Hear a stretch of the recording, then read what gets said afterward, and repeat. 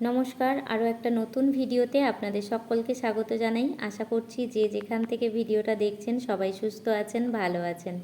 এখন বাজে সকাল 6টা, এখন থেকেই ভিডিওটা শুরু করছি। আর আমি সুন্দরবনের ছোট্ট একটা গ্রাম থেকে ব্লগ ভিডিও বানাই। তো বন্ধুরা দেখুন, সকালবেলায় তো বৃষ্টি শুরু হয়ে গেছে। সারা রাত বৃষ্টি এত হয়েছে যে সকাল পর্যন্ত বৃষ্টি থামেনি। তারপর যখন একটু বৃষ্টিটা থেমেছে, বাসনগুলো যেই নিয়ে ঘাটে এসেছি তো শুরু হয়ে গেছে। তো ওইভাবে বাসনগুলো রেখে ঘরের কাজবাজগুলো সেরে এসে আর এখন বাসনগুলো ধুতে চলে এসেছি।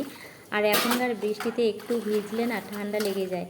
তো যাই হোক, ওদিকের কাজকর্ম সব সেরে এই চলে এসেছি ফার্মে। ছোট্ট ছোট্ট মুরগি বাচ্চাগুলো এই টিনের মধ্যে রেখেছি, কারণ এদের মায়ের কাছে দিই না। তার কারণ তো আগের দিন ভিডিওতে যারা দেখেছেন তারা জানবেন যে এদের মা দুটো বাচ্চাকে চেপে মেরে দিয়েছে। আর 10টা বাচ্চা ফুটেছিল, তার মধ্যে আর 8টা আছে। তাই ভাবলাম ওদের মায়ের কাছে দিলে আবার যদি চেপে মেরে দেয়, সেই জন্য। আর এখন তো গরমের সময় এদের লাইট দিইনি, এই টিনের মধ্যে রেখে আর উপরে ঝুড়ি ঢাকা দিয়েছিলাম। টিনের চারিদিক থেকে তো একটুও হাওয়া যায় না, সেই জন্য ওর ভিতরেই রেখেছি। আর ভিতরে একটু পেপার ছোট ছোট করে কেটে দিয়েছিলাম। এখন এদের এই আগের দিন পেপার দিয়েছিলাম, সেই পেপারটা একটু উল্টে দিয়েছি। আর আজকেও আবার জল দিচ্ছি লবণ আর ওই লেবু দিয়ে, আর খেতে দেবো সুজি। তো কালকে থেকে ভাবছি এদের ছোট দানার মেষটা নিয়ে এসে খাওয়াবো।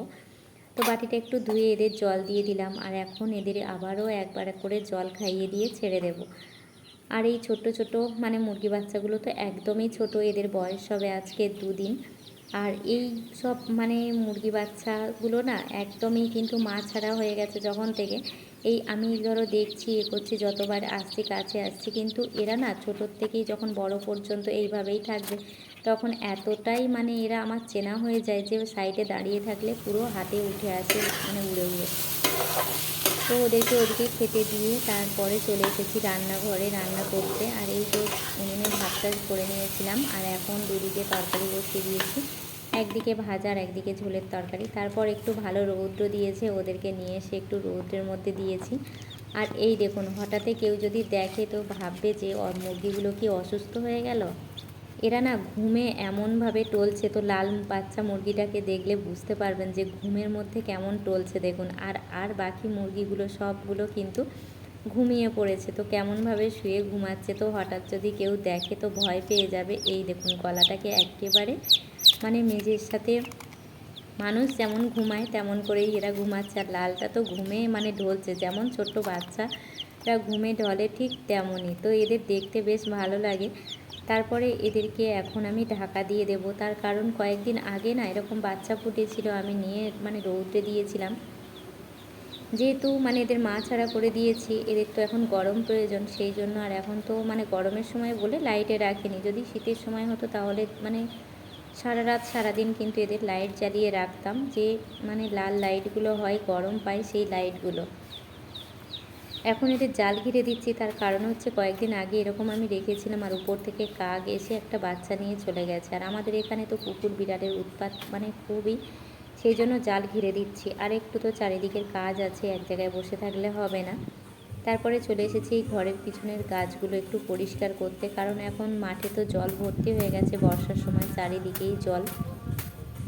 এখন যত পোকামাকড় সাপ এইসবের উৎপাত হবে, সেই জন্য। আর আমি এমনি সময় কিন্তু চারিদিকটা পরিষ্কার রাখার চেষ্টা করি।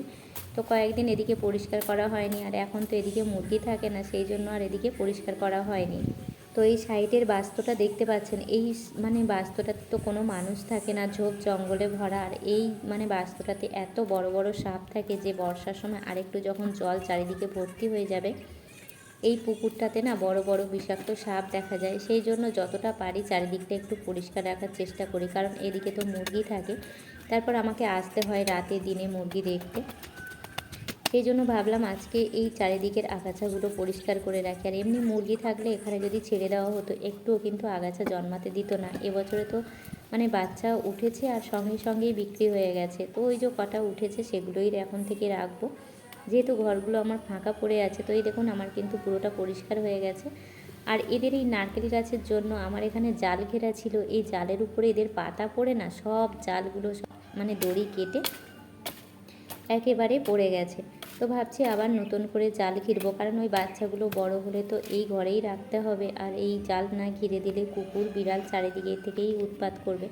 আর এদিকেরটা পরিষ্কার করা হয়নি, স্নানের হাতে বেশ অনেকটা সময় ধরে পরিষ্কার করলাম, এগুলো আবার কালকে পরিষ্কার করব। আর এই দেখুন, এই বাস্তুটাতে তো কোনো ঘর বাড়ি নেই, শুধু ঝোপ জঙ্গলে ভরা। আর এই সাইডটা পুরো পরিষ্কার করে নিয়েছি। তো আজকের ভিডিওটা এই পর্যন্ত। ভালো লাগলে অবশ্যই লাইক কমেন্ট দেবেন।